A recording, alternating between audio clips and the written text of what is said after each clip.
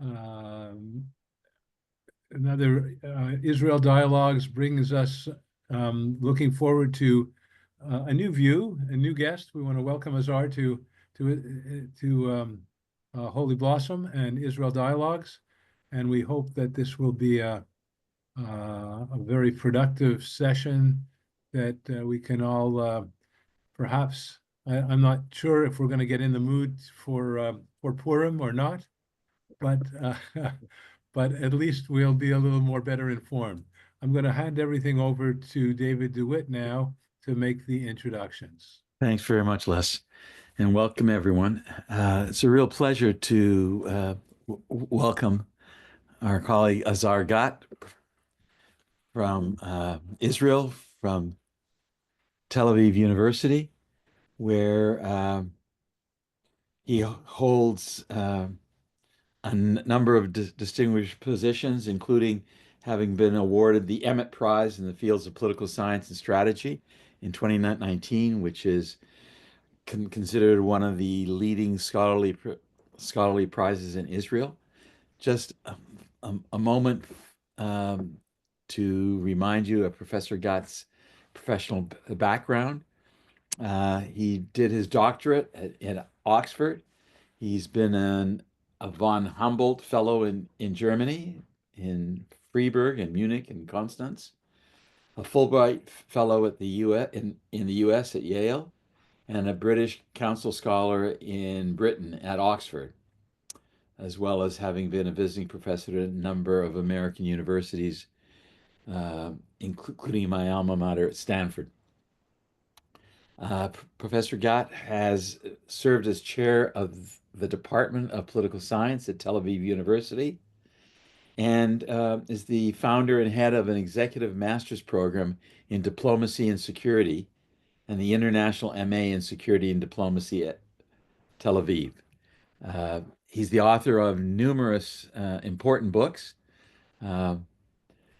Certainly one that I often recommended my students should read is War and Human Civilization, which was published by Oxford University Press in 2006. And he's gone on to continue publishing widely. In fact, though this wasn't in the material that I looked up, I did find that recently he published a really very interesting article called Is the Decline of War a Delusion? The Long Peace Phenomenon and the Modernization Peace. The explanation that refutes or subsumes all others. So is the decline of war a delusion? I have a feeling that in the session we're going to discuss today, that is not an irrelevant question. So perhaps we'll come back to some of what he has to say in that article, which is relevant to this. So with that, let me just remind everyone that the title of today's session is What is the Problem with the Palestinian Problem? And it's the title of a recent article that we circulated to everyone, and hopefully you've had a chance to read it. If you haven't yet, I think by the time that we complete our session today, you will want to read it and read it more than once and think about the logic of the argument and the implications of it. So with that, Azar, it's a pleasure to have you with us, and the screen is yours. Thank you for having me, and happy Purim, everybody. The rest will be, I think, less happy, but at least it's a holiday. So I'm sure that everybody in your community as elsewhere is puzzled and dismayed by the Israeli-Palestinian conflict. Why can't it be resolved? It's already at least 100 years old. It's 77 years since the 1948 war. It's more than 30 years from the Oslo Accords. And still the problem seems to be as intractable as ever. And the prospect of resolving it in the near future seem dim. And I'd like to, so as I said, people are generally puzzled by all this, and what I'll try to do here is to explain why the problem is so intractable. Again, it's not. I'm not here to assign blame or guilt, just to analytically to analyze the positions of both sides, so as to make the conflict clearer. So what I'm suggesting basically is that the main problem for the resolution, obstructing the resolution of the conflict, is the Palestinian fundamental position.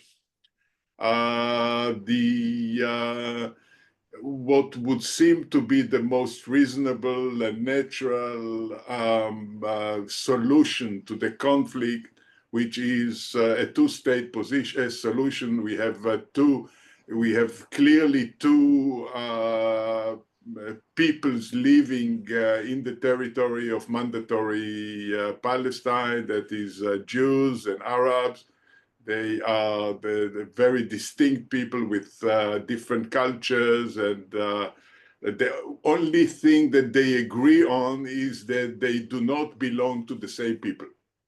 Otherwise, they disagree on everything.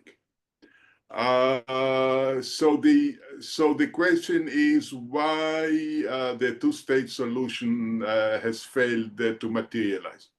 And what I'm suggesting here is that the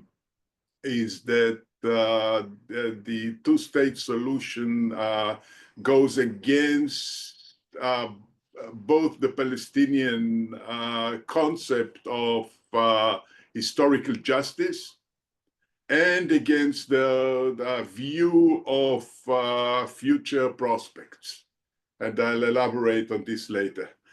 The problem is that the longer the problem remains unsolved, there are the problematic processes on the Israeli side as well, which make a solution to the conflict even more remote. This is the tragedy of the conflict, and I'll talk about this. All right. So regarding the positions of both sides, obviously, when there is such a conflict and there are negotiations to resolve it, both sides are wanting to maximize their claim. Many of their positions would be only initial positions or intermediate positions. Not final positions, and they might change during negotiations. However, since the Oslo Accords, there have been 3 occasions in which a final settlement status was negotiated. These were in 2000, the so-called following the so-called Clinton parameters.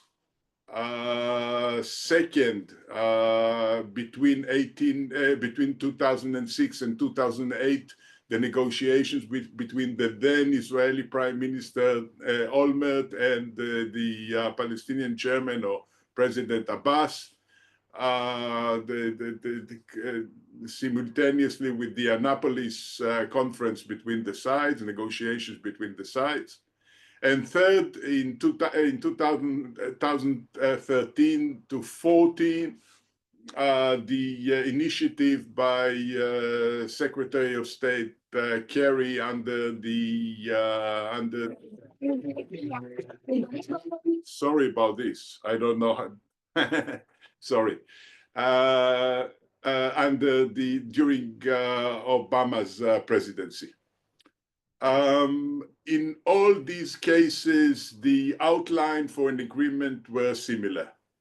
That is, Israel withdraw from Gaza completely, from the West Bank, something like 90 96 to 93% of the territory.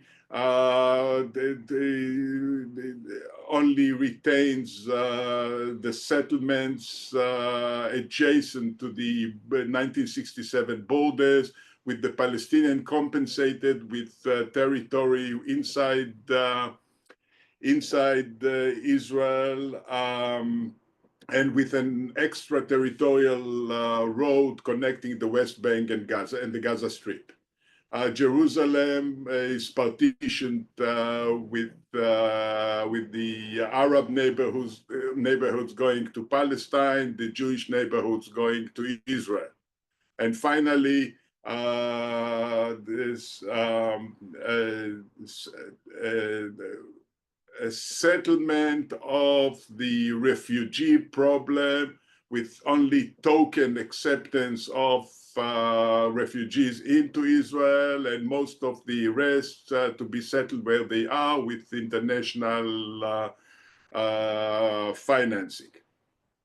In all three cases, and again, they were very similar, all these three proposals. In all these cases, the Palestinians ultimately rejected the proposed solution.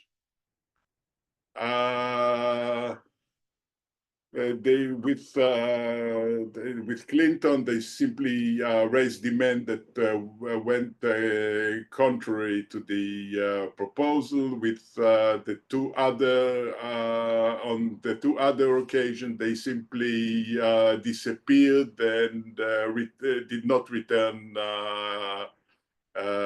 with any answer to the proposal that were on the table. I shall also mention that at least during the first two rounds of negotiation, that is under Premier Barak and Olmert, the Israeli side was clearly very eager to sign an agreement. Now, there have been various apologetical explanations by members of the peace camp to the Palestinian unacceptance of all these proposals. And what I'm suggesting here that the rejection had deeper roots. The Palestinian fundamental position, first, the Palestinian ethos centers on the dream of return. They are not that interested in Palestinian statehood, which is likely to be as corrupt and failed as most of its Arab neighbors. The entire Palestinian ethos centers on the dream of return, of the refugees of 1948 returning to their homes within Israel. Many of these families keep the keys of houses in villages and towns that no longer exist. And behind this, there is an even deeper view. That is, the Palestinians, do not really recognize Israel's right to exist. They see the outcome of 1948 and as a cosmic injustice. They see the Israeli presence in the country as a foreign invasion. And above all these, they have a different view of the balance of power between the sides.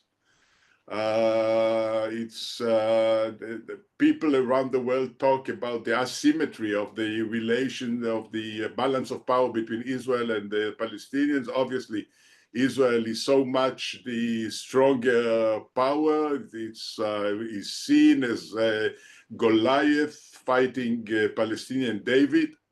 However, there is a similar asymmetry between the entire Arab world and Israel. And this asymmetry is what gives the Palestinian and previously much of the Arab world hope that in time, and it may take time, they'll be able to undo Israel, to undo 1948. The story is not that much about 1967, but about 1948, the creation of Israel. And the accepted image is that of the Crusaders. They were here for 200 years, but ultimately we, the Arab world, Muslim world, were able to dislodge them, to destroy the states. There were a multiplicity of states, and we need patience. If it takes 100 years, if we take 200 years, ultimately, that's given the balance of power between the entire Arab world with its resources and manpower and Israel, ultimately we are going to prevail. This is the fundamental Palestinian position. It's translated into several practical political propositions. First, they are not willing to forsake the right of return or to limit it in any meaningful way. The right remains. It's non-negotiable. This has been the Palestinian position throughout. Second, they are reluctant to agree to an end of the conflict. So they, even if they sign the settlement, they are reluctant to see it as the end of demands, the end of the conflict itself. And third, there is there is a huge difference, say, between the current leader Abbas and the previous leader Yasser Arafat. Arafat embodied the Palestinian cause, and he always regarded violence as a means of furthering this cause. Abbas, by contrast, truly believes and has believed for decades that the Palestinians should give up on violence as a means in the conflict. However, in all other respects, his position is as intransigent as Arafat's. That is, he continues to this day to deny the Holocaust. As you know, he wrote his doctorate on this subject. He denies that the current Jews, the population in the world, including those who live in Israel, are indeed the ancestor, the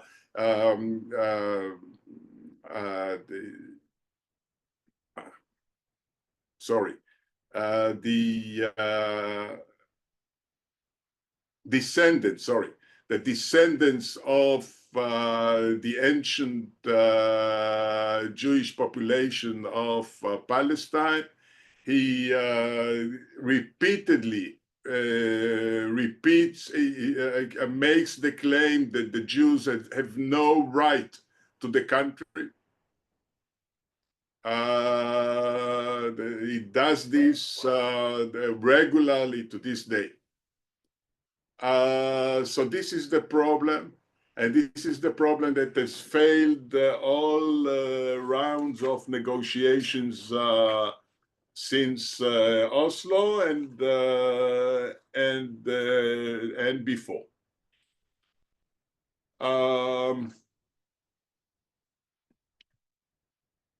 Now, there is a small minority I assume within the Palestinian leadership that understand that realizing the dream is impractical, or in any case would require tremendous cost from the Palestinians. But they are a small minority, and they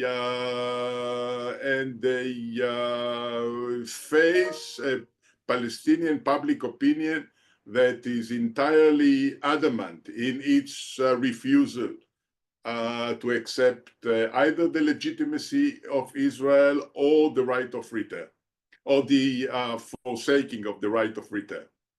Arafat told Clinton in Camp Davis 2000, if I betray, without a doubt, someone will come to kill me. And I think everybody, even those who realize to some degree that the Palestinian demands on these issues cannot be accepted, realize that the situation very well.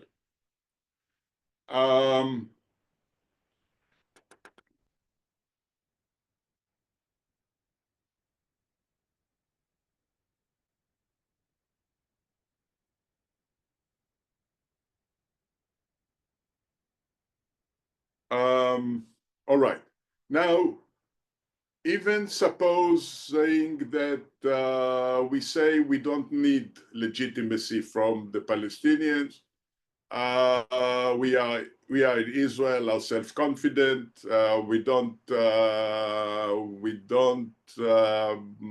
We shouldn't bother ourselves with what the Palestinian views are. Let's go for a practical political solution. So first of all, as I said, there is the problem of the right of return, which the Palestinians are not ready to forsake. But there are other problems. That is, given what Palestinian public opinion is, what is it that will prevent, say, a Hamas takeover of the West Bank in the same way that it took over the Gaza Strip? This might be, it might be the barring of parties that do not recognize the agreement, might be from participating in the Palestinian political process, might theoretically be embedded in the agreement. But then in practice, what is it that is going to prevent this? Either by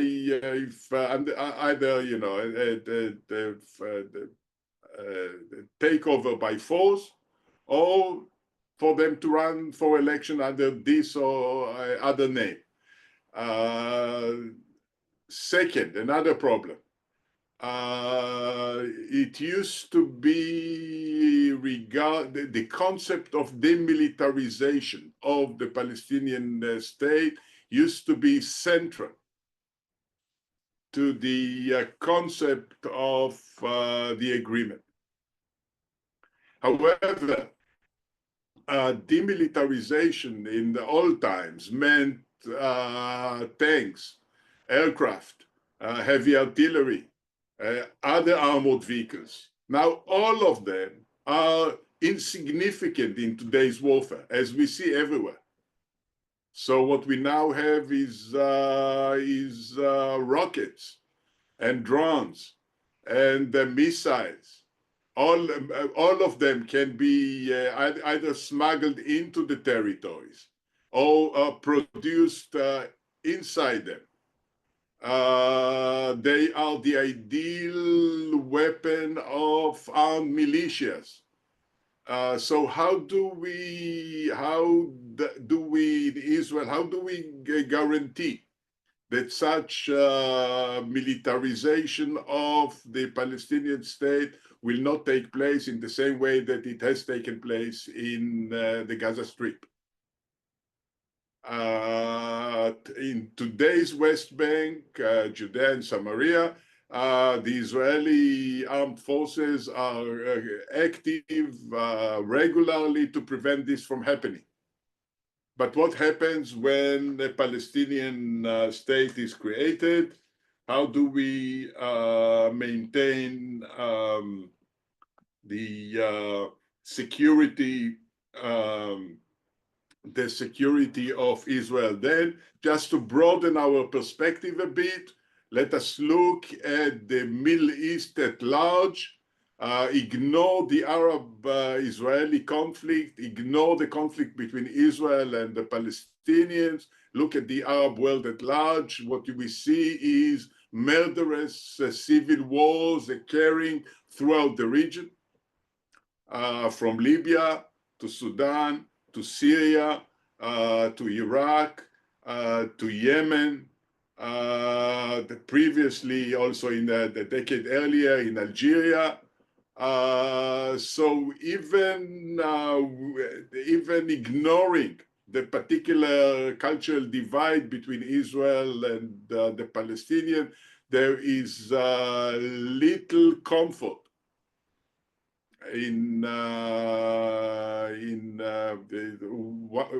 while you look at the general situation throughout the Middle East. Okay.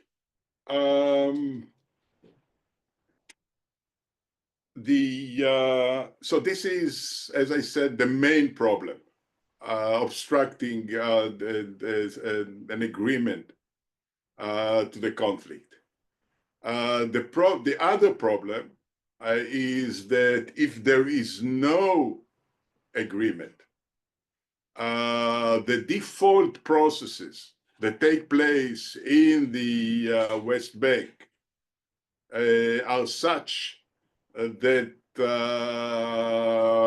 might prevent a separation, a political separation between the two populations forever. And the default process that is taking place is that Israeli settlements in the midst of densely populated Palestinian areas, not along the borders of the 1967 borders along Israel's narrow waist, but deep within Palestinian territory, carried out by extreme right-wing groups, some of them Messianic, and carried out precisely in order to prevent a political border between the two populations, is progressing. The number of Israeli Jewish settlements in the depth of the West Bank is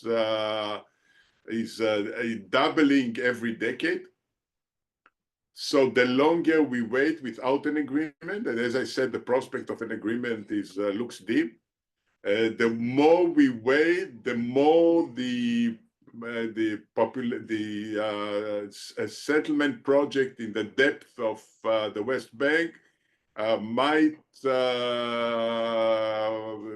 make a political separation of the two peoples in the territory almost impossible. I may also add that the prospects of removing the settlements from the depth of the West Bank back into Israel, much along the lines of what took place in Gaza in 2005, also look dim.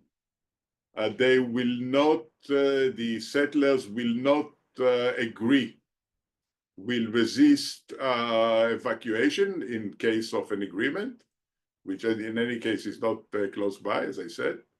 And given the struggle over the judicial reform, judicial revolution, however you call them, They now claim that you opposed a legitimate government on its policies. You had always preached us that we must accept the legitimate authority of the government, and here you didn't. So we are not going to obey anything that comes from the other side. So, so the reality on the ground, the longer there is no agreement, the reality of the grounds makes a partition of the country into two states more remote.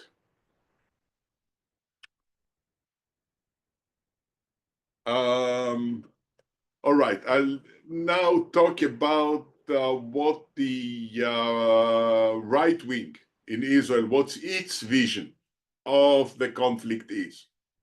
So we need to distinguish here between the extreme right, as I said, many of it animated by messianic visions of redemption.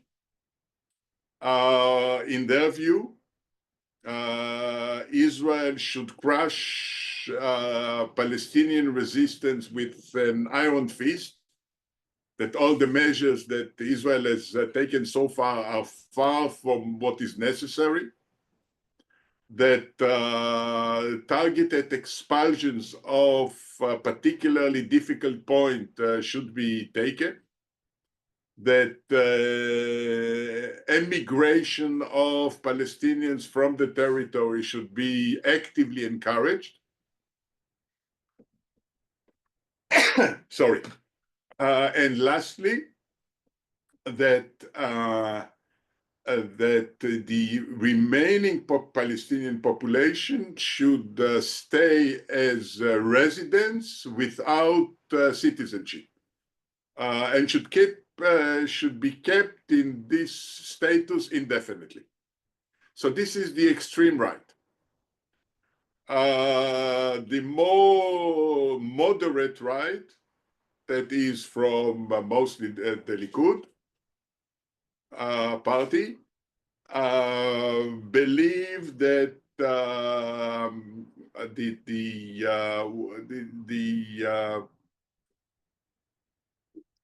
that what we need is annexation to Israel of say 70% of the West Bank, with the rest remaining under the Palestinian autonomy. Since they do not want to make the Palestinians in the territories Israeli citizens, which would entirely disrupt the demographic balance between there will be no Israel after that. So they want them to remain outside of Israel under the jurisdictions of the Palestinian autonomy. Now, the problem with this concept is that, and it's not something only semantic. The concept of autonomy means self-rule within a certain part of the country for people who are citizens of this country. So we have the Basques who have autonomy in Spain while being citizens of Spain. We have in today's Scotland, we have something quite similar. You are in Canada, so I guess Quebec would be a good example. Scotland within the United Kingdom has more or less the same position, and we hear a lot about this now. Greenland within Denmark. They have, the people of Greenland have an autonomy while remaining citizens of Denmark.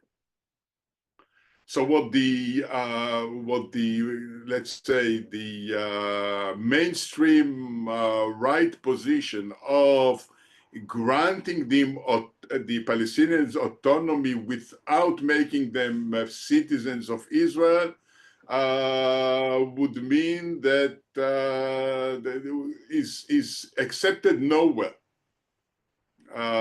in today's world, unacceptable by the standards of international law and by international norms. So, for example, if when Russia conquered parts of Ukraine, what Putin has done immediately is to grant and actually force Russian citizenship on the people of his occupied territories. And the same applies to China. I mean, it rules over the Tibet, it rules over Xinjiang. That is, but it not only offered but imposed citizenship on the people of these territories. Only neither Russia nor China have what is called demographic problem. That is, once you make the country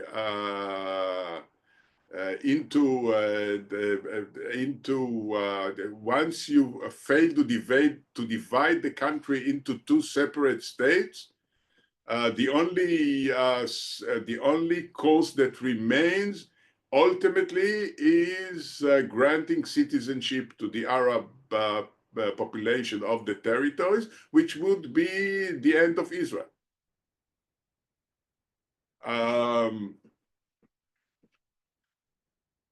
None of this is recognized by the Israeli right.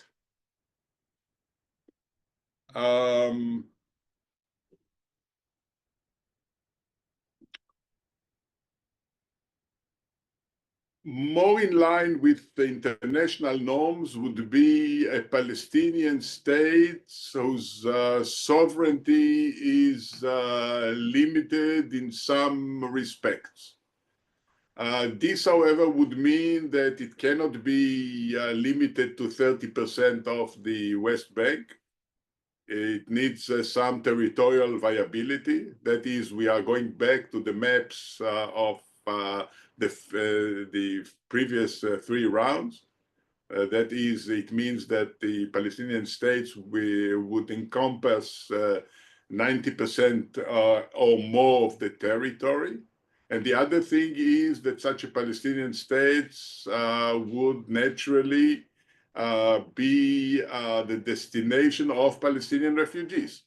No agreement can prevent this, as it is viewed as it is considered in the view of the Israeli right.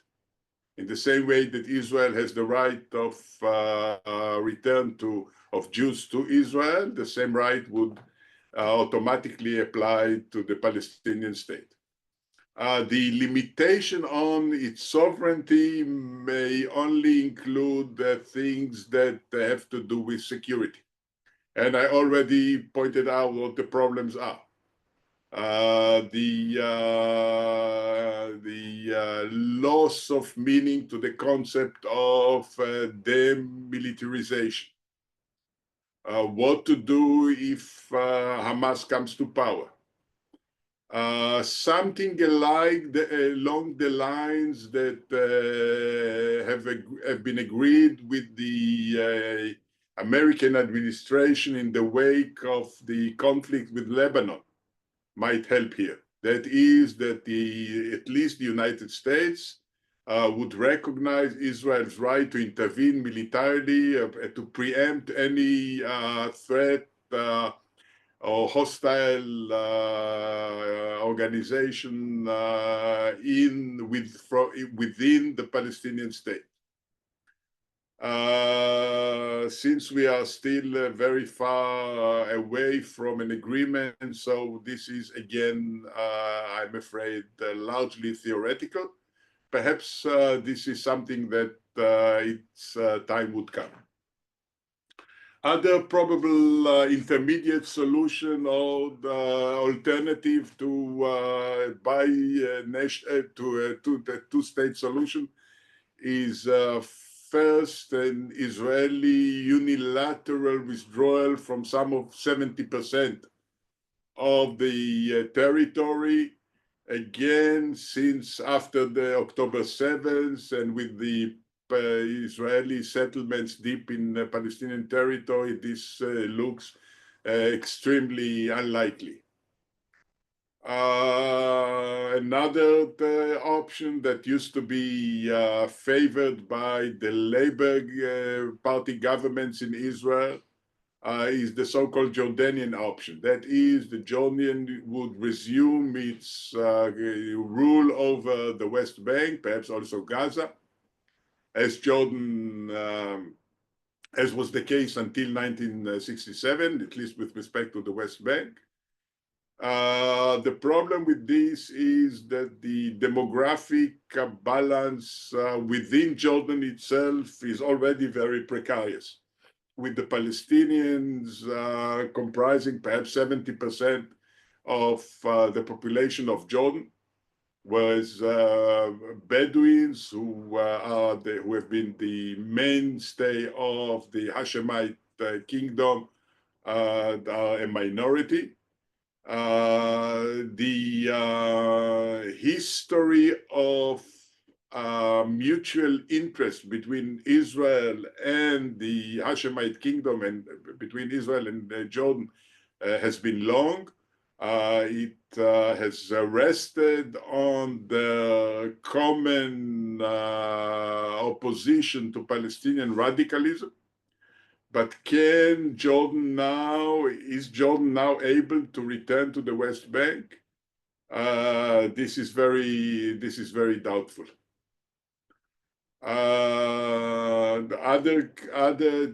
the form of other options that have been raised is some kind of confederation between Israel, the Palestinian states, and Jordan. What needs to be understood with respect to all this is that a confederation ultimately means open borders.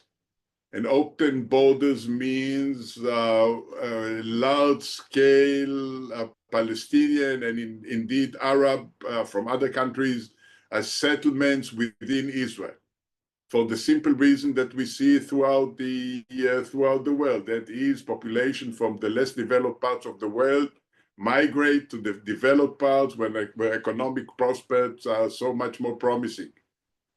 And even if officially this immigration into Israel might not grant the immigrants citizenship status, or in the long run, as we all are very well aware from North America and other places, in the long run, there will be no escaping such citizenship to the immigrants and to their descendants that are going to be born within Israel. So it's a vital Israeli interest, given the demographic balance between Israel and the entire Arab world, to maintain a clear political border between Israeli sovereignty, between the Israeli state and Palestine and the Arab world in general. What else?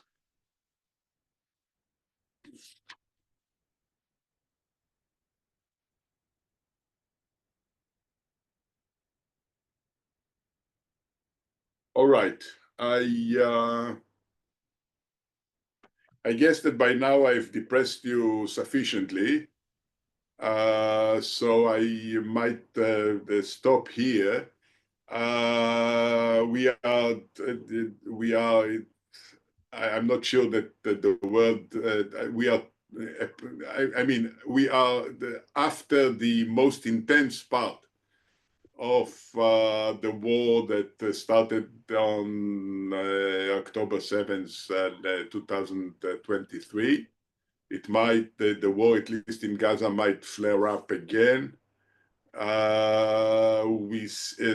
addition, we have a new administration in the United States. We do not know what the dynamics of both the war and the new administration on the conflict would be. I would only say that the Middle East has its way of obstructing anything that looks like a positive development. So I wouldn't hold my breath. Even after this change, some changes might occur. We shall have to wait and see. I'll just finish with my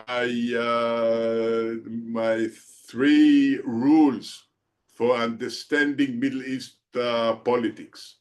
The first, all options in the Middle East are bad. Second, it's not clear that some of the options are less bad than the others. Third, the third one is not mine, it's Kissinger's. In the Middle East, the enemy of your enemy is still your enemy.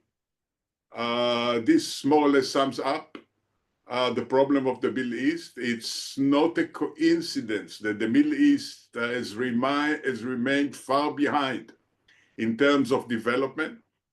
In 1950, Egypt was richer than South Korea and Taiwan. And still the Arab world has stalled, has not been able to embark on the road to modernization. We see now changes mostly in the Gulf countries, hopefully only also in Saudi Arabia. But this process are going to be will take a long time and have not yet affected most of the rest of the Middle East. I think if you allow me, I'll now take questions. Thank you. Thanks very much. And as I said at the opening, I encourage everyone to read the article and then go back and read some of your other work that's relevant to it. Before calling on John, let me invite everyone to feel free to write in your questions or comments into the Q&A, and we'll monitor those and ensure that Professor Gott has the opportunity to respond. So please do write your questions and your observations. Before turning to John, let me just ask if you would take a moment, and I mean just a moment, to sketch out what you see are the implications of your analysis for moving forward, or is there no moving forward other than an enhanced garrison state?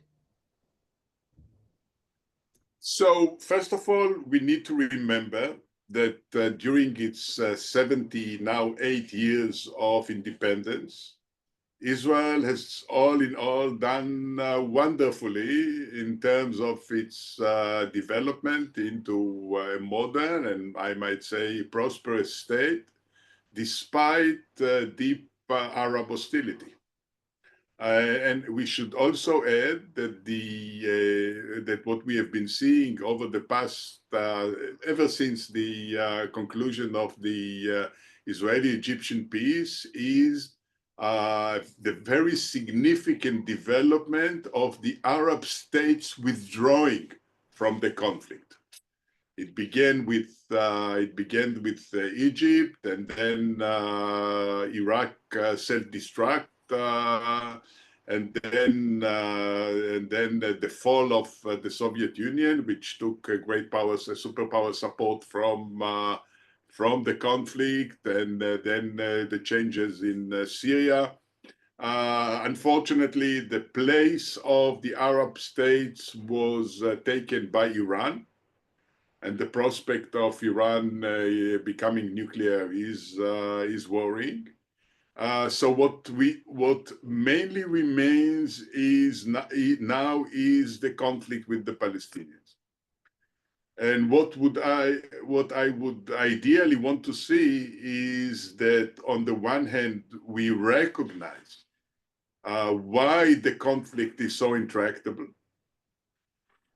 so that we do not fall victim to illusions in this regard. And at the same time that we maintain that we stop settlement in the depth of Palestinian territory. This is not likely to happen under this government, but this government is not going to stay forever, hopefully. And also so that we keep, so we refrain from the prospect, from the hellish prospect of the two populations being mixed to a degree that the political separation between the two might become impossible. And second, that Israel adopts a constructive approach, saying that it's ready to see a Palestinian state with limited sovereignty emerging once the Palestinians accept a series of positions and attitudes. For example, be prepared to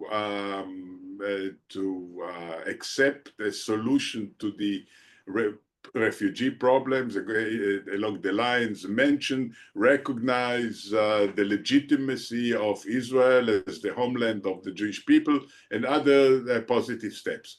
That would greatly enhance the state of Israel in international public opinion, and let's be more specific, among Israel's friends.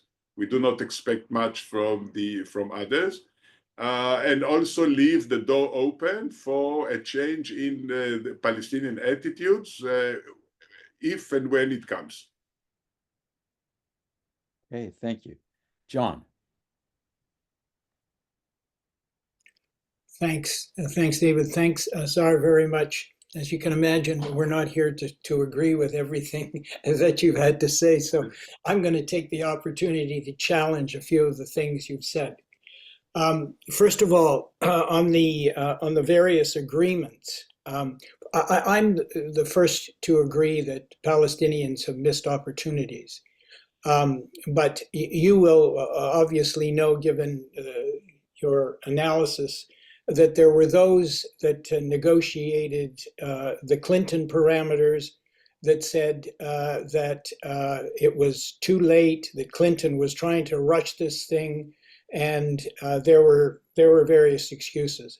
Olmert put forward his deal within a couple of months of leaving office, and then, of course, having his party defeated by Bibi, who came in. And on the third one, Kerry wrote a piece in Foreign Affairs subsequent to the negotiations, where he was furious with Bibi and put a lot of the blame on Israel, not just on the Palestinians. So I still think they've missed opportunities. I still agree with you that they've got to be clear on certain things, including the right of return, of course, just as Israel has to eventually become clear on Jerusalem, which is a big issue on their side. But I just don't think it's all the blame lies necessarily with the Palestinians. Secondly, I don't know where this business of the Palestinians don't recognize Israel's right to exist, and they never agreed to no end of conflict. I mean, they have agreed to two states. And I know that Bibi added some extras in 2009, the last time he ever talked about two states. And I frankly don't believe he's ever believed in two states. But I just don't know where the evidence is that the Palestinians will not agree to an end of conflict. But I'm happy to hear. I would say, thirdly, that the polls continue to show that the Palestinians, to a greater extent than Israelis, even setting aside October 7th, support a two-state solution. Even post October 7th, the recent polls have shown that the Palestinians support two states. On the security side, you, in fact, were saying that there have been changes in the Middle East. I mean, you've got the Abraham Accords. You've got the Saudis ready to do a deal. You've got peace with the Jordanians and the Egyptians. The Syrians are not the threat they were. The Hezbollah is not the threat it was. And of course, Israel has the right to exercise self-defense if the Palestinian state were to become a threat. It's exercised that right in Lebanon. It will exercise. It's exercised it vis-a-vis Iran. So I don't understand why a Palestinian state right next to Israel is any more dangerous than a Syrian state or a Lebanese state or a Jordanian state. If they're a threat, then Israel, and if they're a state, then Israel really has a right to go in, having been threatened by another state. The commanders for Israel's security, as you know, hundreds of ex-Mossad, IDF, and Shin Bet people claim that the real existential threat is having a non-state Gaza and the West Bank and those Palestinians right within Israel, as opposed to in a separate state where they could deal with them. So those are sort of my comments, and I mean, I still there are millions of obstacles, but I don't see an alternative for Israel going forward. I guess the last thing I would say is, in terms of blame, Ben-Gvir and Smotrich and Bibi and their like, who are promoting Israel from the river to the sea, and maybe Donald Trump are the biggest threats to a two-state solution right now than the Palestinians. So thank you, John. These are all significant questions. I didn't know that you are going to ask so many questions, so I haven't written them down.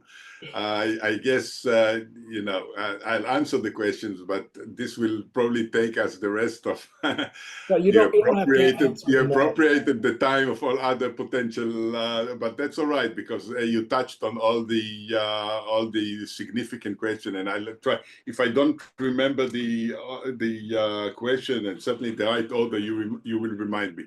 So first of all, regarding why the Palestinians have not accepted this agreement when they were suggested to them 3 times. And I think you read my article, so you know that I addressed each of your points actually. But let's do this now. So I think you have rightly called them Palestinian excuses for the Palestinians. At least this is my view. I think that all these are excuses. I think that the Palestinian had the Palestinian really wanted the kind of agreement that Clinton suggested to them, they should have seized on it and make this a reality, which any future Israeli government or American administration would not have been able to ignore. The same with Olmert Abbas. So, okay, so true. Olmert was like Clinton, was at the end of its tenure. Still, he was Prime Minister of Israel. He proposed an agreement which satisfied on paper, satisfied all the Palestinian demands, except for the right of return. You know that the Olmert today, as a private citizen, has come to a kind of private agreement with Arafat, the nephew. Kidwar. Published it, yeah, true. What was the agreement they reached? That is, accepting all of the parameters, except for the right of return. Even these two that were most committed to reaching an agreement. On the Palestinian side, they were not willing to give up on the right of return. That's the main obstacle. Now, true, the Palestinians have always, at least the Palestinian Authority. By the way, also Hamas. Hamas is prepared for a two-state solution as an intermediate goal. That's it's now its official position, has been for a decade. But let's leave Hamas aside. The Palestinian Authority, the majority of the Palestinians during most of the time, not today, but most of the time, were willing to accept a two-state solution. What they were not willing to accept is giving up on the right of return. There is no Palestinian acceptance whatsoever on this point. And what the point is not the end of the conflict, but the end of demands. Okay, the end of the Palestinians are willing to sign a two-state solution without giving up on the other claims. Well, I think you have to test them again. The last time you tested them was quite a while ago. I won't cite here Albert Einstein about trying repeating the same thing all over again and again and again. The famous citation. I won't cite it here. We need to continue to try. I agree, but we need to understand what the problem is. Now, I've not at all minimized. I think, on the contrary, I emphasized the extreme right in Israel, and also not all, especially the extreme right, but also the right wing in general, poses a problem. A major problem. There is a shift in Israeli public opinion, which is natural, following all the frustration that we have had, and then the war. There is disbelief among Israelis in the prospect of peace with the Palestinians, what is known in Israel as real peace, rather than an agreement. Not that an agreement is forthcoming, but in any case, even theoretically, yes. But I think that the position, especially of the extreme right, is, and especially the project of Jewish settlement within densely populated Palestinian areas, is disastrous. I think that I couldn't emphasize this more. Now, with respect to Jerusalem, it's not true. 3 times Israel offered that Jerusalem should be partitioned. The official Israeli the proposal on all 3 occasions was partition of Jerusalem along ethno-national lines. Jewish neighborhoods to Israel, Palestinian neighborhoods to Palestine. The only remaining point was the Temple Mount, where again, on which Israel was ready to compromise and recognize de facto practical the Palestinian the management of the Temple Mount. Other solutions have also been raised. This is not the main problem. The main problem is the question of return and the end of demands. Now to your point that the Palestinian states within Israel should not be more dangerous than any other country surrounding Israel. Let me remind us all that the Palestinian state is the heartland of the country, that it borders on the distance between the West Bank and Tel Aviv and is 20 kilometers. In the narrow waist, it's 15 kilometers. It borders on Jerusalem. It's very close to the Haifa and to the Haifa Bay. Just imagine the prospect of Gaza in the West Bank. Are you sure that Israeli intervention there can do the job? Has it been able to do the job in the Gaza Strip? Has it been able to prevent Hamas from entrenching itself within Gaza? And well, then maybe if the prime minister hadn't been allowing millions of dollars into Gaza, maybe maybe if they hadn't moved battalions to the West Bank to try and quell the violence there. I mean, let's not descend into these arguments. All right, I can, you know, on the one hand, people say, you know, the atrocious siege of Gaza. The people of Gaza should feed on something. If it's not money coming out from Qatar, who is going to feed them? Yeah.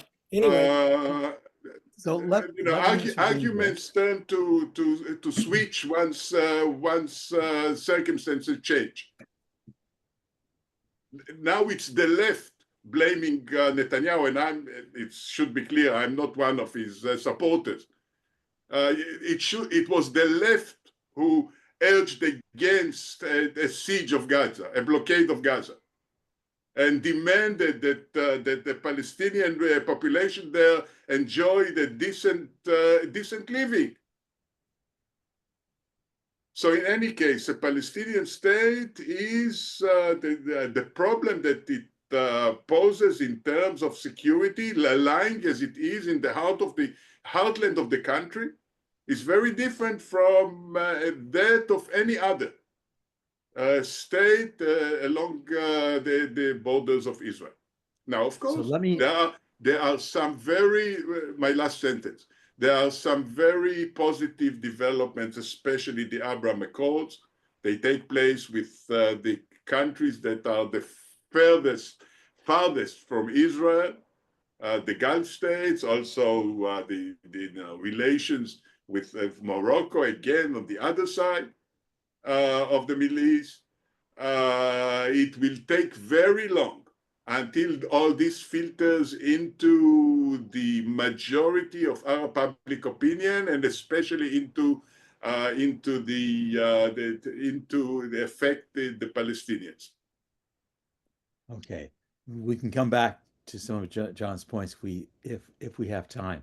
We're getting some interesting questions or comments that I'll try and shorten being written in. But before I do that, one quick comment, and then let me turn to Mark, and then I'll go to those online.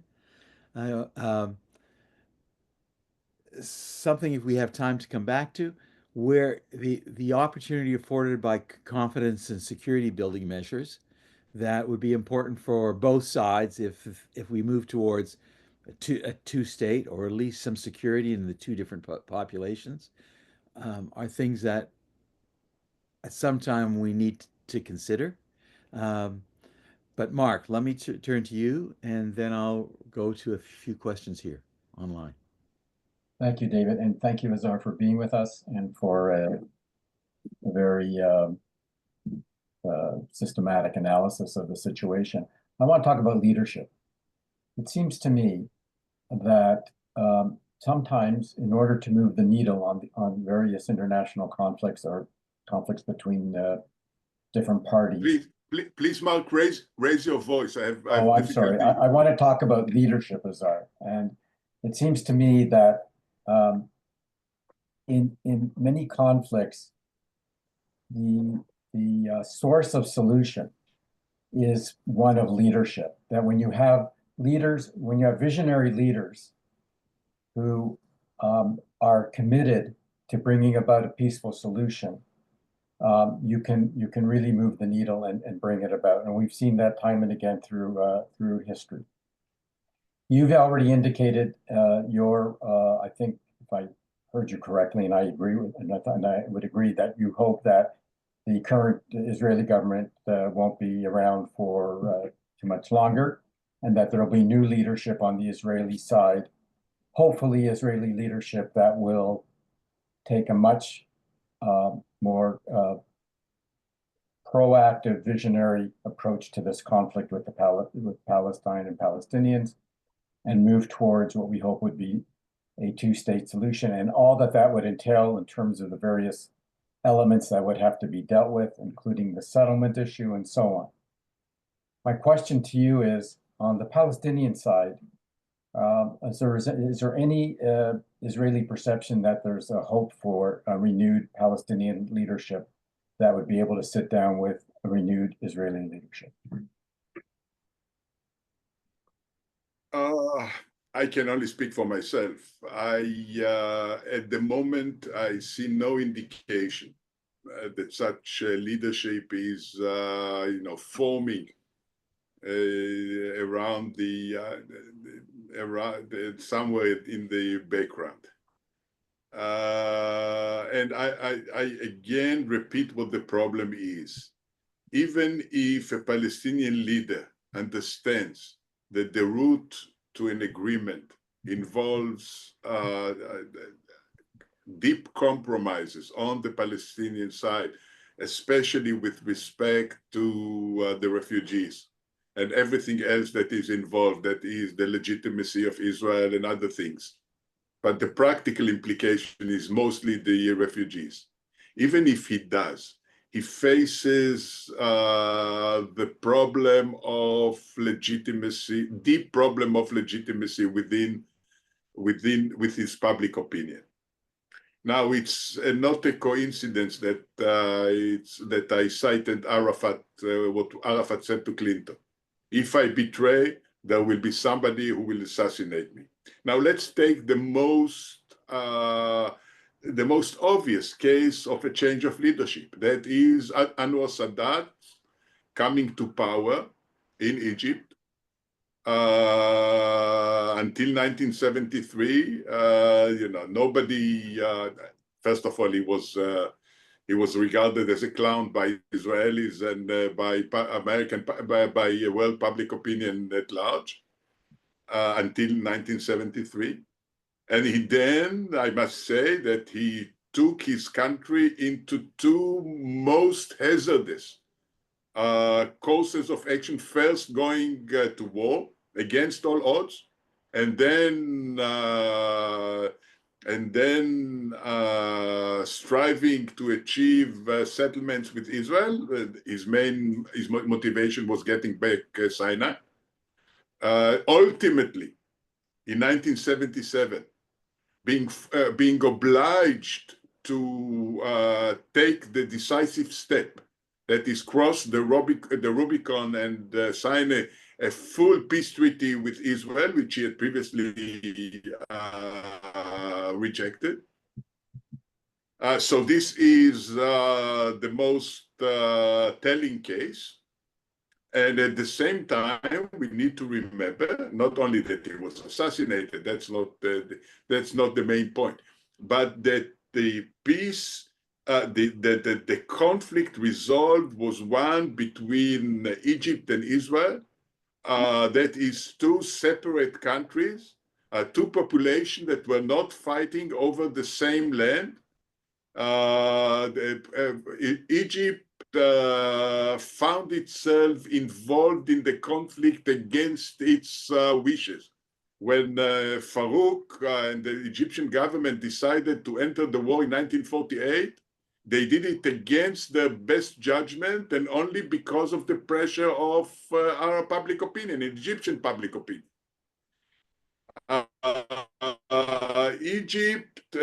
Egyptian public opinion remains deeply hostile to Israel. But the point is that the cost of continuing the conflict or getting back into the conflict is simply prohibited. That was recognized by Sadat at the time and by the existing Egyptian leadership today. Only Egypt can pull itself out of the conflict. The Palestinians are intrinsically that much more, goes without saying, involved in the conflict for a change of government to seem likely. I'm not ruling it out. Everything can happen. I'm only pointing out to the inherent difficulties of this materializing. Thank you. David, back to you. Okay. Azar, Alex Sisman, who's a regular attendee, asks the following. So let me just read a small part of his longer question. To further depress us, what do you make of the militaristic claims of the Israel's Defense and Security Forum led by Amir Avivi that for security reasons, Israel should have full control of Gaza, Judea, and Samaria, and that the Palestinian population should be confined in independent emirates reflecting clan allegiances as proposed by Mordechai Kadar? First of all, I don't know who Amir Avivi is. I'm not familiar with this name.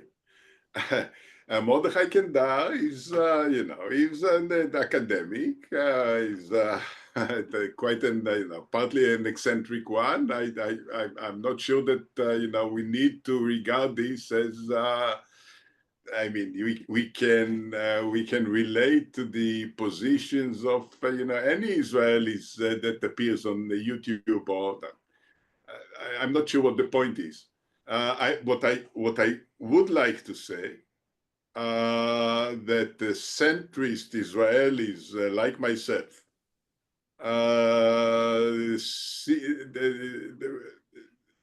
see that in any foreseeable future, Israel would need to retain some kind of overall strategic control over the territories. Obviously, my wish is to detach from them as much as possible. At the same time, however, one needs to recognize that without active Israeli intervention, what we are going to have in Gaza is again Hamas rule, and that without Israeli military activity that has been going on in the West Bank for years, we would have had Gaza in the West Bank as well. Barbara Landau, who also is a regular viewer and often provides questions or comments. She has a few of them here, but let me just pick one. Trying to put herself in the position of a Palestinian today, she asks, why should they agree to give up on a right of return when any Jew can have the right of return? Now that decades have passed, how many original refugees are alive? What if the right of return did not extend to their descendants? And she also asks, you mentioned that the Palestinians are a threat. What threat have the settlers been in comparison, and some of the army to the Palestinians? So regarding the right of return, first, yes, it applies to their descendants. That's the Palestinian position, and as you know, the status of Palestinian refugee is inherited, and the UNRWA is the UN body entrusted with. Yeah. Providing for the Palestinians, for the refugees, and then descendants who have the status of refugees, even if it's the fifth generation after 1948. And to her question, yes, I think that the Palestinians should have a right of return to their own country when it's established, that is, into Palestine, in the same way as the Jews have the right of return into Israel. Yes, I think this should be a symmetrical right. The Jews who choose to do so, obviously, may come to Israel under the right of return, whereas Palestinian refugees may return to Palestine when Palestine is established. However, this is not the Palestinian interpretation of the right of return. The Palestinian interpretation is a return to their original homes, which no longer exist, obviously, within Israel. Now, to her second question, yes, I think that I made it clear that yes, the settlers within the West Bank pose a real problem, including the problem of violence against Palestinians. Yes. In the amount of time that we have left, let me pursue my question or observation about confidence and security building measures, and then turn to John and Mark if they have anything to add. Many years ago, there were a series of meetings, and I was fortunate to participate in some of them, involving Israelis and Palestinians and Jordanians that took place at Harvard. And it was during the time of the Intifada, the first Intifada, actually. And at that time, there were discussions about if one could pursue Israeli-Palestinian dialogues, conversations, negotiations, ultimately, what would make a diplomatic resolution to the conflict, and now this, of course, is 30 years ago, is the creation of pragmatic confidence and security building measures that would do what they're supposed to do, provide confidence to the populations of both sides in the conflict that they are secure from unintended from threat and from fear, and that before anything escalated to violence, there was agreed process to actually negotiate, to meet, and that this process and these structural arrangements would eventually lead to the creation of a two-state solution. That was supplemented by what took place during the Madrid talks, and Canada gavelled the Refugee Working Group of the multilaterals. And as far as I know, John may know more, but certainly when one of the things that came out of that gaveling of the Refugee Working Group was that there was an implicit agreement that there was in fact a way to address Palestinian aspirations, though not fully. That there was sufficient latitude that ways could be found, but not, of course, if there was going to be an encroachment on the West Bank. Now, neither the CSBM talks nor the Madrid talks led anywhere. And it seems to me, Azar, with your very systematic, logical development of the history and the flaws and the issues that we currently face, we're still back to the same thing, which is that we have two politically incommensurate conversations, and that neither side seems to be prepared to give up in order to gain something better. If So better means that there's peace and security. Right. So I'm wondering. So what I suggested, you wanted to go No, on? no, you go ahead. No. So what I suggested is that by drawing this symmetry, that is, what is this better solution. This better solution cannot but be a two-state solution. Now, Israel has accepted this solution twice, 3 times, twice at least. The Palestinians have not, at least in the sense that they are saying 2 states, yes, and the right of return. So when you say both sides needs to compromise, what is it that you think Israel should compromise on?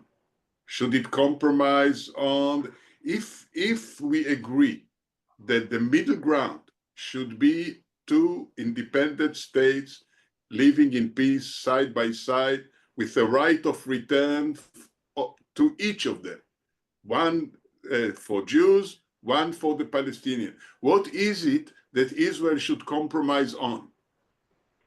And just, you know, your question about security arrangements or security, how did you call them?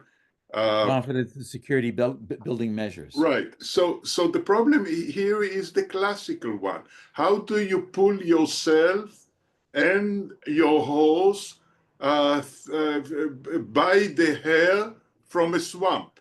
How do you create the conditions that can make this possible? To return to Plato, who will educate the educator? All right, the underlying conditions do not prevail, and I'd like to return, you know, as we are approaching the end of this session. I'd like to, and this is a strange blindness. Look at the Middle East at large. Look at it. Look at Syria. Look at Lebanon. Look at Iraq. Look at Sudan. Look at Yemen. Look at the countries that do not experience such upheavals, but hold themselves by the teeth. Say Egypt or Jordan or Morocco. Does it inspire you? Does this inspire you with any confidence as to what an Israeli-Palestinian agreement might look like? As I said, this is a strange blind spot. Israel and Palestine do not exist in a vacuum. You have a whole Middle East around without Jews. Leave the Jews, leave Israel aside. Look at what is happening in the Arab Middle East.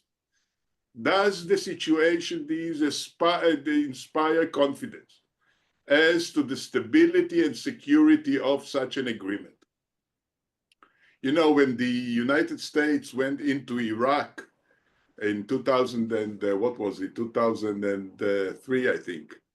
It was, and you know, it was carrying the mission of, it was in the name of bringing, among other things, bringing democracy to Iraq. And always, obviously, the United States failed. And one of the arguments there then was that you cannot force democracy by force. And this sounds plausible. There are only 2 problems with this. First of all, democracy was forced on both Japan and Germany by force in the wake of World War II. And second, when the United States was not involved in during the so-called Arab Spring, the results were not different from what happened when the Americans were involved. In fact, they were even more catastrophic. So what is the difference between post-war Japan and Germany and the Middle East? The difference is that in both Germany and Japan, we had the infrastructure of a modern industrial society. All this is entirely lacking in the Middle East. This is social, this is economic, and this is cultural. It's a very long road before we see a change. And it's the focus of your recent article I referred to. Partly, yes. Modernization theory. You're right. You're right. Right. To Mark and John, quickly, if you have anything to add, either a question or a comment. John? I would say 2 things. One, I think the Palestinians are probably more advanced in terms of their education, in terms of the propensity to have a democracy than many of the other countries. And secondly, I would say, what's the alternative? Managing the conflict has not worked. And keeping a 7.5 million Arabs or 5.2 million Palestinians in the West Bank and Gaza occupied for another 15 or 20 years before you try out another peace deal and find out whether the right of return is still the problem it was, you can do it. But as Israel moves to the right and as you continue to occupy, I think one has to worry about the future of Israel from within, not from without, just as the commanders for Israel's security suggest. And they're all people that have experienced living with the Palestinians next door and who say that doing a deal with them, finding a way to do a deal, absolutely, right of return can't happen. It absolutely can't happen. But somebody's got to try, and nobody has tried for 13 years in Israel. Nobody has given it a thought. So what I suggest is that we try to avoid a very common error, which is widespread, and this is the phenomenon known as cognitive dissonance. The fact that the continuation of the current position is not only deeply problematic, is highly dangerous and highly negative in all respect, does not mean that the condition for a peace are there. I remember talking to the then head of planning in the State Department. This was back in 2009, I think. He was visiting Israel and we had lunch. And I said what I am saying now, basically. I said then. And he said, there must be a solution to the conflict and there will be a solution.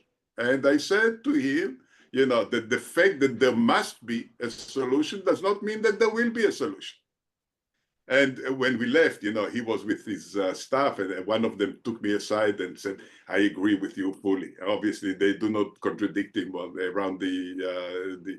So yes, I think Israel should adopt a constructive attitude while not succumbing to the view that because there must be a solution, there will be a solution. No. We are far from this. And as to the propensity, the greater propensity of the Palestinian for democracy, first of all, it's not there. I don't see it. And second, remember that when there were elections, Hamas won the elections. When there were elections in Egypt, the Muslim Brotherhood won the elections. So democracy might very well mean the rise to power by legitimate process. Obviously, it's it's one time, one vote, one time, as they say. But might very well mean the rise to power of the most radical the forces in the. It's not a coincidence that Abbas does not call elections in the Palestinian territory, because he knows he is going to lose. To whom? To Hamas. No, not necessarily. Mark, any comment before I? No. No, Okay. I think we should bring it to conclusion. All right. Thank you. Good. So Azar, thank you so much for spending the time with us, for sharing your analysis. It's challenging. Depressing, you can say. It's that too, of course, Yeah. but that we expect. We don't always have presentations that are challenging. So the logic is there. I think there's contestation about what some of the evidence either is or what it means and what its implications are. you know, I still have this naive liberal belief that one can search out and develop pragmatic tools to try and bring dissonant parties together in pursuit of something that is a non-zero sum game where everybody wins, but you have to be prepared to give up as well. But so far, we haven't been very successful at that. With that, Les, do you want to say a last word on Sure, behalf of the Blossom? Last word. Thank you very much, gentlemen, all of you, for today. Might I suggest that there is perhaps a short-term solution, and that is tonight we get totally drunk. Ah, You're allowed to do that. And maybe I some totally agree. and totally maybe some agree. insight will come out of that. I wish everybody, totally agree. David, from what you say, I understand that all your presentation are depressing, and mine was exceptional in also being challenging. So, all right. You know, we live in Israel, and we need to live through this very difficult challenges. And I also hope, if I didn't make this clear, that you know, that Israel adopts a pragmatic, constructive, and at the same time disillusioned approach to the conflict. I think all sides of this formula or equation are as important. Yes, today is Purim, so let's rejoice and drink. Yes. there you go. Thank you very much for having Again, me. thanks very Thank much. you. Our next Thank you, Israel Zach, very Dialogues much. is on Wednesday, April 2nd, with Rabbi Ami Hirsch. Please watch your emails for the more details on that. And with that, Hag Sameach, everybody. Happy Hag Purim. Sameach, and thank you very much. Thank you. Thank you, Azar. Thank you, Azar.